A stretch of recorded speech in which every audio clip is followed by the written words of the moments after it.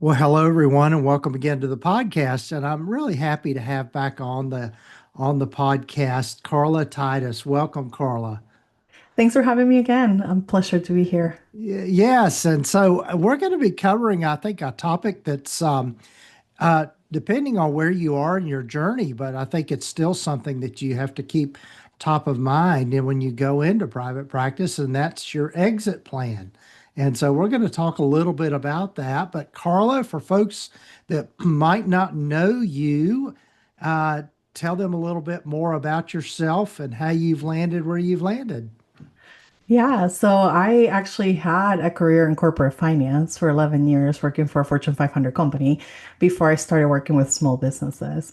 And I'm really passionate about, building sustainable, profitable, long-term businesses and using finance as a tool and a means to do that, combined with business strategy and thinking about growth and opportunities for a practice to be able to continue to, fight the fight in the industry despite all the things that come our way and helping them really navigate and pivot as things, change in the industry to make sure that they stay in business so they can do more of the work that they do with, patients who need their support, as well as making sure the owners are rewarded for taking that risk and compensating themselves well, and ultimately having like a goal of either exit or continue to own a business that's generating really well, manage profits and they feel confident in their ability to manage their numbers and they're not, scared or feel like it's controlling them. And I know Right. a lot of people, identify themselves as not numbers people, but I think once we show them ways that they can start to get in tune with their numbers and simplify it, it becomes a lot more attainable and more comfortable with the concepts the more we talk about them. And we just strive to be there for our clients and support them through that journey. Right, right. Yeah, and that's people that have been, excuse me, people that have been listening to the podcast for a while hear that theme for me all the time about the importance of knowing your numbers and understanding the financial side of your practice. Because without that, you're not going to be able to keep in practice, and you've got to be profitable, and you have to do that. And the only way you can do that is to pull back the curtain and look at the numbers and understand how all that works.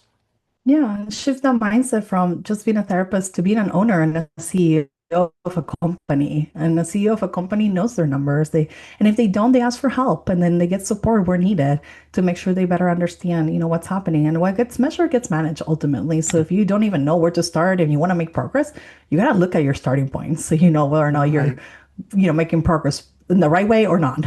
Right, right. Well, one of the things, and Carla and I were chatting a little bit about this before we started recording, um, and I started thinking about this kind of as an afterthought here, Carla, was just thinking about the changes in mental health care and private practice since I started into private practice. I was even prior to that, of when I was working for an agency.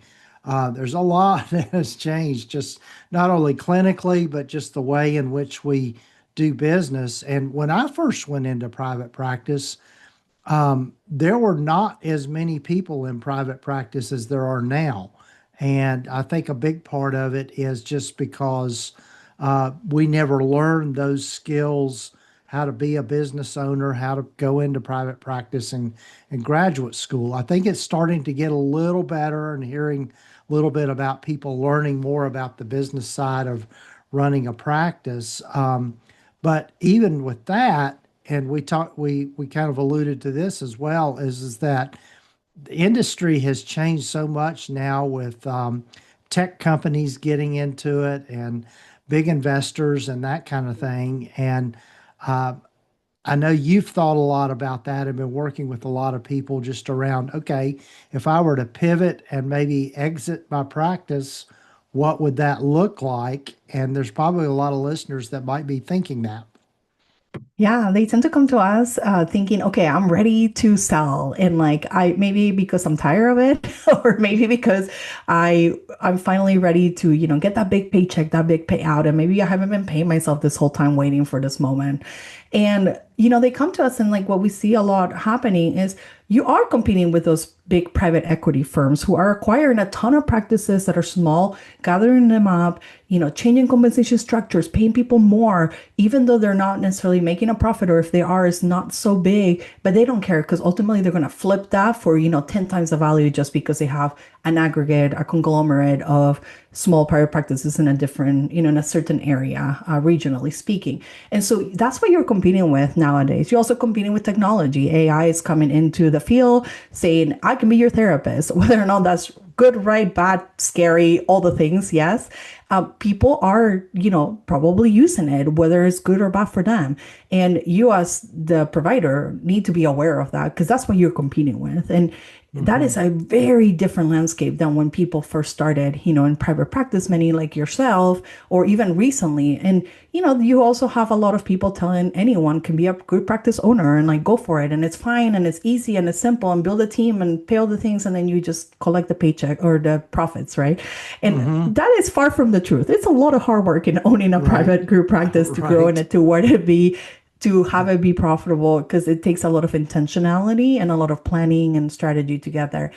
And, compound that with like the feeling of owners are tired, they're working really hard, things are not going their way. You have cyber attacks, you have COVID, you have things that you just like never could plan for. Not even in my wildest dreams as a CFO would have thought of a scenario where we had those kind of Hmm. things come our way.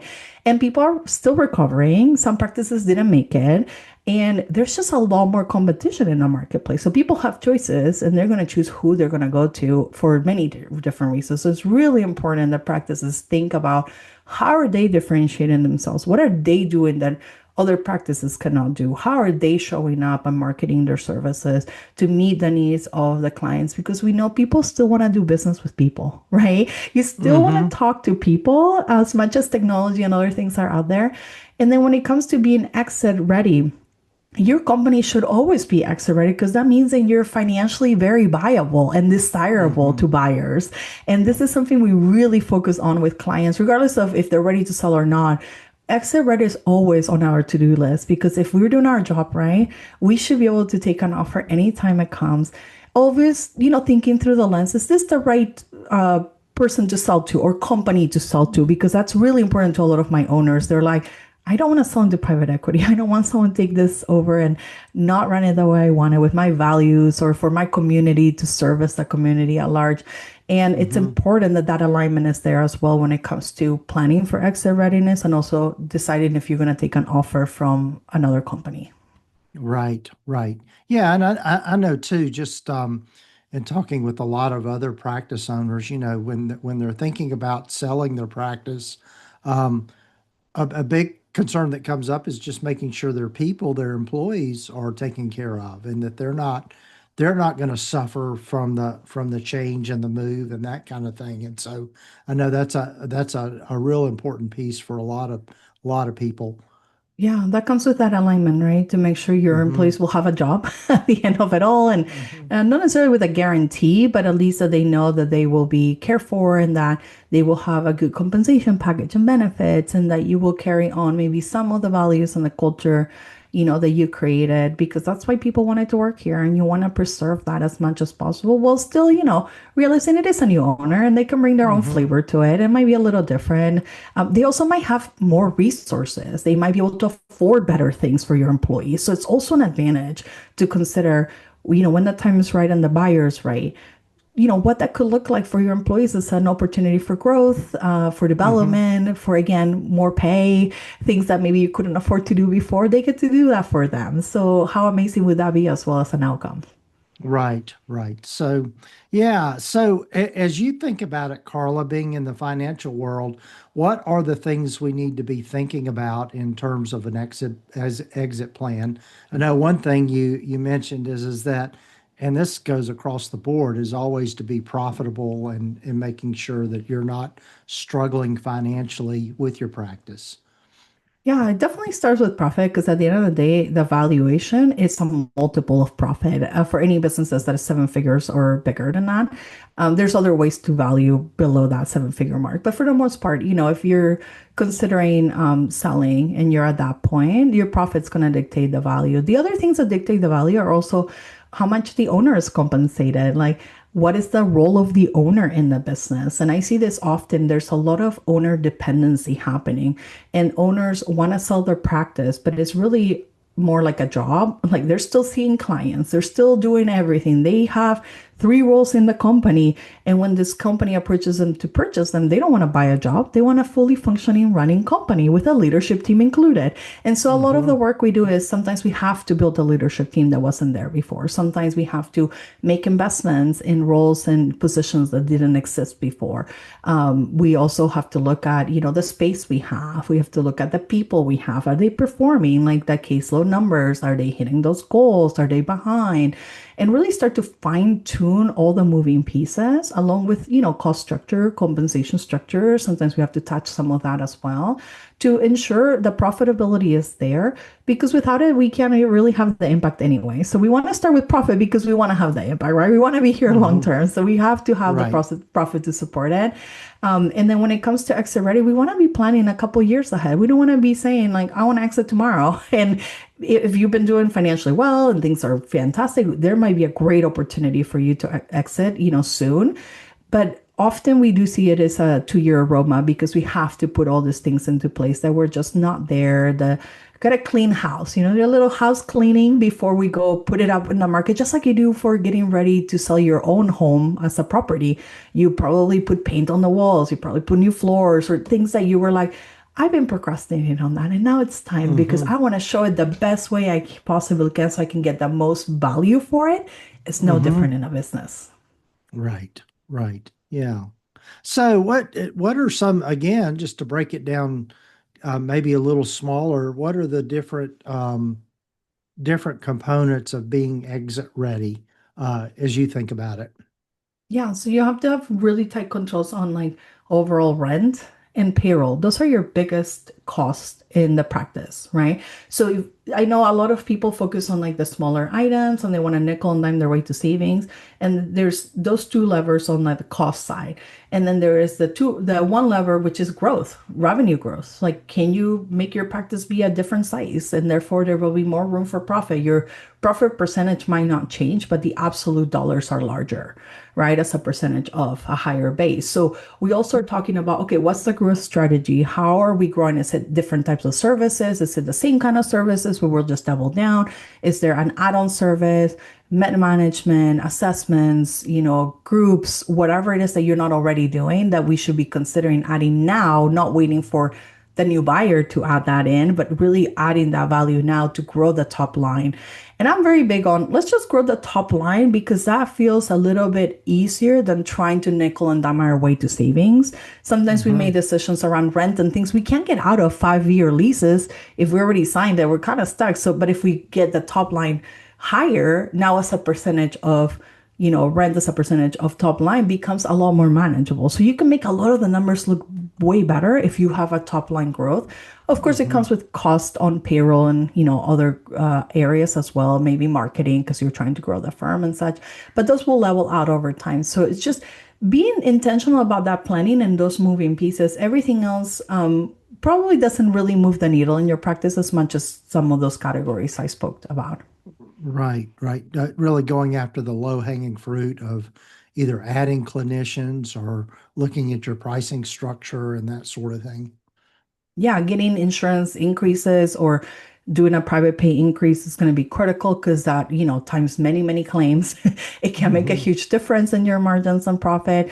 Hmm. Also making sure like your billing is keeping up with things. Sometimes I see large sums of outstanding balances that could be collected that makes your revenue number look better if you can get that cash in the door sooner, if you're not, accrual basis, if you're cash basis. So these are things that we could start working through to be very intentional. And thinking about your current contracts, right? Employees, are you keeping them happy? Are you retaining them? This is part of the valuation too. We want to see the employees go with the new buyer. So we want to make sure that they're compensated well, that they're treated well, that they feel like they have a place here and they want to stay long term, because those are going to increase your odds of, getting top dollar for your firm. So those are things we're going to be thinking about and working through a plan to make sure that we're hitting the mark in those areas. Right, right. You mentioned something that some people might not quite be as familiar with, but that is profit margin. And so you want to maybe say a little more about profit margin and what is a good kind of number to shoot for? Yeah, so I would say, in general, what we aim to do as far as profit percentage for our practices is between 5 and 20%. And I know that might not sound like a huge percentage number, but do the math. If that's like a $5 million business or a $10 million business, it really starts to add up, right? On absolute Mm-hmm. dollars. This is after the owner's already gotten a paycheck and then now they're, drawing from the profits and then investing back in the growth of the practice. So it is a lot of money. Mm-hmm. So we want to keep that as consistent or grow it over time. So if we're at 5%, we're aiming to grow it to 10 to 15 to 20% is our goal, right? Without doing anything unnatural. There's sometimes a lot of undoing we need to do when we come into a practice to work with them. Is maybe they just didn't have the right compensation structure. So we need to start working to shift that over time. And it takes time. It's not going to happen tomorrow. So that's why we say 2 year Right. runway to get exit right, because there's a lot of things we need to change. And then there's the profit margin. That's the bottom line. That's everyone's paid. Everything is paid. What is left behind, essentially, right? And you do it as a Mm-hmm. percentage of revenue. And then there's this item at the top, which is gross margin. And this one is the one that we have a little bit more control over. So I'll get into that a little more, which is your clinicians and their compensation. Like once you compensate them, what's left behind to work with before you start to pay your overhead expenses like rent, marketing, admin, contractors, employees, anyone else that supports the operations of the business. And that is Mm-hmm. really important to also keep healthy. We check for every single employee in the company to see how they are performing. And this goes back to caseloads. This goes back to retention. This goes back to, a number of session counts, making sure that they are performing to those goals consistently, even when they're Mm-hmm. taking time off, because we Right. check in maybe quarterly, but we're managing it monthly. So there's ways that we can improve our gross margin that then filters down all the way to the bottom line of the business. But if you're not even paying attention to those numbers, it's going to be really hard to know who are my top performers, who are not, who need a little bit of coaching and help to get a little bit better at their, Mm-hmm. gross margins so we can get better margins overall for the practice. Right. Right. Right. So, as a person thinks about maybe selling their practice, you want to outline maybe kind of the steps about that. In addition to getting your practice ready, you want it to, the way I like to say it is you want it to run like a well-oiled machine and also have as little not participation, but the revenue coming into the practice isn't all all hinging on what the owner produces, right? And Mm-hmm. so there's a not to get too far off on a tangent. You might be familiar with this book, Carla. It's called Clockwork by Mike Mm-hmm. Yeah. McAllowitz, and he talks about that, just being able Mm-hmm. to, okay, how do you want to not have a job for yourself so that your company self-sustains, your practice is self-sustaining. But anyway, I don't want to get too far off there. But what are what are maybe the steps of selling a practice? Well, it starts with awareness in your numbers, right? You want to know, okay, Uh-huh. what's my starting point? Like, it might be better than you thought, by the way. So I always tell Uh-huh. people, just go Right. check. Right. And then, and maybe if you're like just in the early stage of like solo plus maybe a few clinicians, your numbers are going to look radically different. So I just want to encourage you to think, okay, what does that growth look like? And maybe it's, yeah, this is a starting point and I still see clients 50% of my time. How do I get that reduced over time? By hiring more to shift the workload off my plate as an owner into, some of my clinicians doing the work for me. Because Mm-hmm. again, that frees you up to grow the practice, to do other things, to, get it exit ready and such. And also it increases the value overall. I would say first, I would start with an expense audit. Sometimes we just work so hard for our money and we just give it away.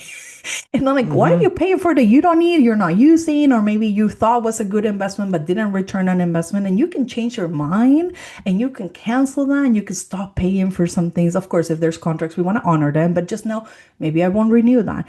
And looking at expense audit is such a straightforward, there's no judgment. You just go look at your expenses. What are you spending money on today? Is that still in line with what we need to be spending for the future growth of our practice? And things change, Mm-hmm. right? So we want to be Mm-hmm. assessing that. So step one, you can do that yourself, right? You don't need any help. Just pull up your P&L and L and start looking at expenses. What's happening there? Then I want you to think about what is my plan for next year? How am I growing my practice intentionally? Because a lot of you are waiting until January 1st and then you're freaking out that you don't have a plan for the next year, right? And it's Mm-hmm. not late, but ideally you're walking into the new year with a plan on hand ready to go so that you're not guessing your way through 26 or the next year to come. You're really figuring out, okay, here's what I'm going to do each quarter to help the growth of my practice. So, and what are opportunities you can unlock? And this is where if you don't know how to do this or haven't done it before, it's a muscle you got to exercise. So you got to start small. Just Mm-hmm. think about some opportunities, talk to some friends, maybe get some professional help if needed to figure out what is your plan and start forecasting out what might your goals be for the next year. Because when we Mm-hmm. intentionally plan, we're more likely to hit those goals. And then Mm-hmm. third, you need to assess where are you financially? Like what's your current financial health? And is that going to change going into the next year to improve and again make progress towards some of the goals that we shared today on where your profitability should be. And again, by growing, you'll get better odds of achieving that. So those are the first Right. three things you could start doing now to start getting exit ready.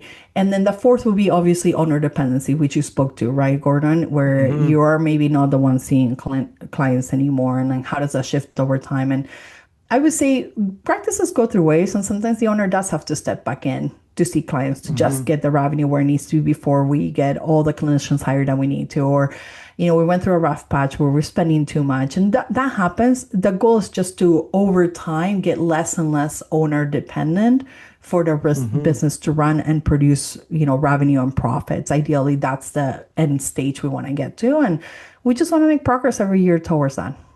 Right, right. Another option maybe you could speak to, and I think everybody has to kind of weigh this. I've got a friend of mine that's a veterinarian, and so this is something kind of similar service industry. But what he had a fairly large practice, and he sold to a private investors.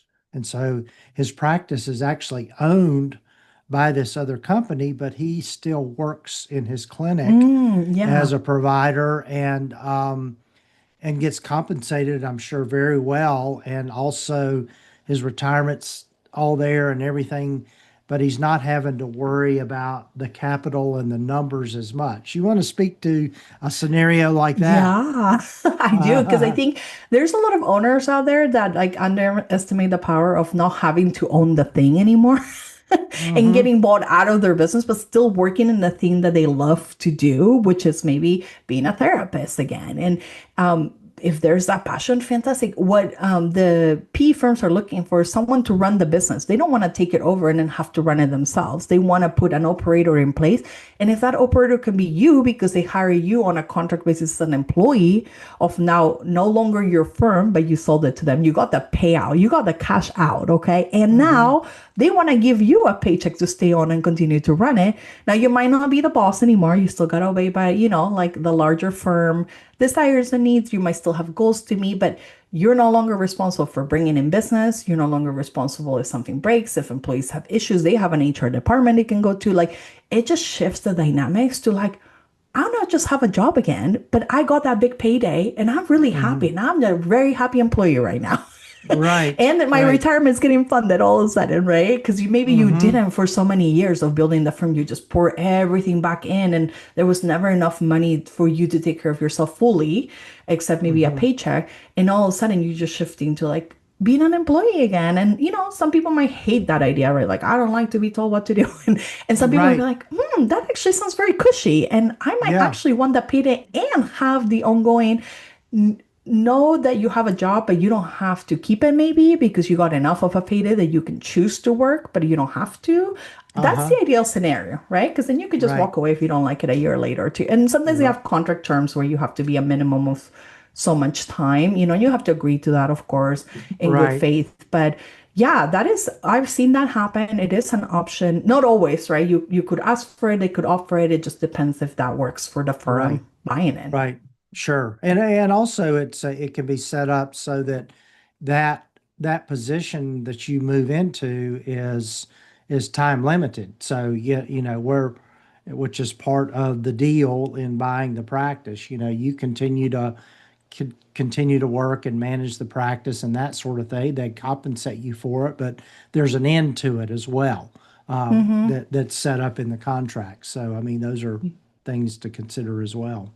Yeah, there's also an in between on the two, Gordon, where like you just get the payday and you walk away and you're like, just happy Yes. ever after, right? There's Mm-hmm. that you get to consult for them for a period of time too. You don't have Mm-hmm. to be an employee. You just say, Mm-hmm. here's my hourly fee. Here's, I will consult for you for 6 months. We Mm-hmm. agree to a minimum of hours and I'm just available. And you're kind of like part time working in your own terms still, right? So you're still the boss of your consulting firm now All that right. is helping Right. with the business success because they want to Mm-hmm. see it succeed. So if they're like, hey, I get access to the past owner to like ask questions and get support when things don't go right, but you're also not responsible of the day to day, that might be a good compromise for you to Mm-hmm. consider, right? Until you find like what's next for you. Because the other thing we never talk about, Gordon, is what happens after you get that big payday. I see a lot of owners get that big payday and then they go away, they enjoy 2 weeks off, and then they're bored or they get depressed because they're Right. like, my identity for so long was to build this business. And then they go start another business. That's the typical Mm-hmm. one that happens, right? Like they're like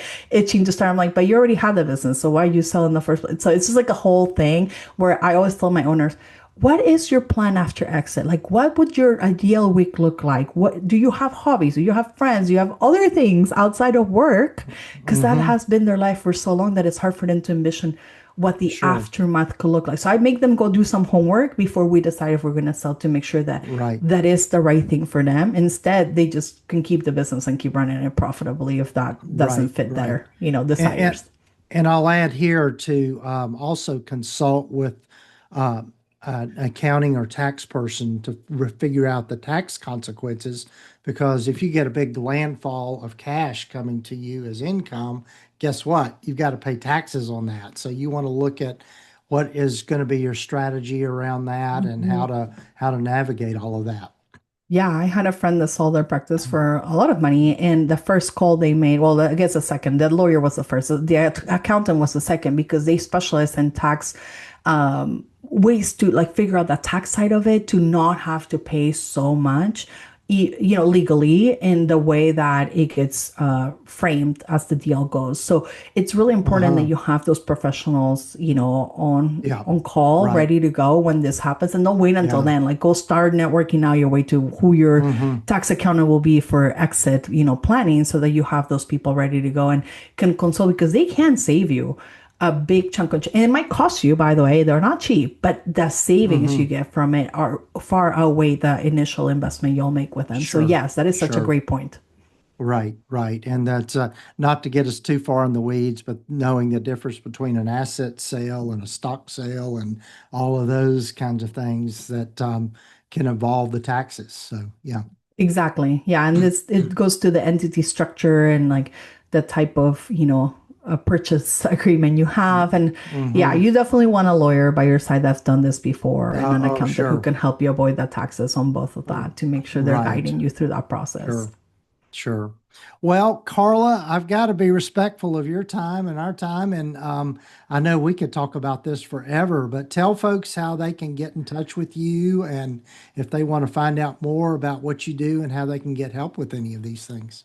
Yeah, we would love to have you follow us since you're here on the podcast. We also have a podcast. It's called Yes. CEO Financial Clarity Corner.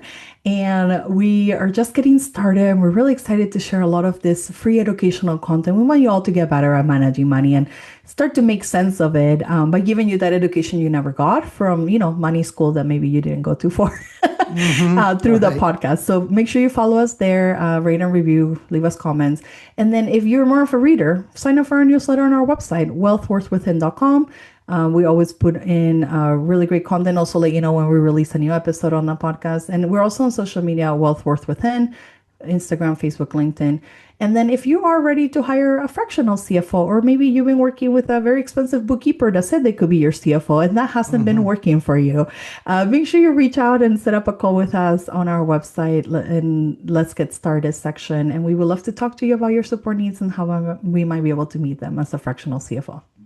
Awesome. Awesome. And again, we'll have links in the show summary and the show notes for this. And also go back and listen to the other episode that Carla was on for this podcast. That was episode number 322. I looked it up right before we got on the call here today on this recording this episode. So yeah, thanks again, Carla, for being on the podcast. And I'm sure we'll be in touch again soon. Yeah, thanks for having me. Appreciate it.